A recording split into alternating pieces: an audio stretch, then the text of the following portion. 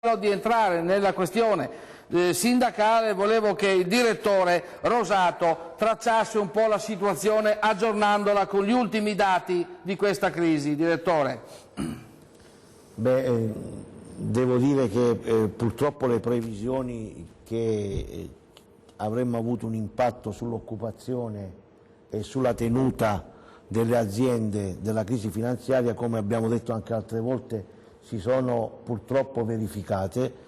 Noi assistiamo a un incremento mese per mese del ricorso alla cassa integrazione, alle sospensioni, della difficoltà per molte aziende anche di avere prospettive di breve termine.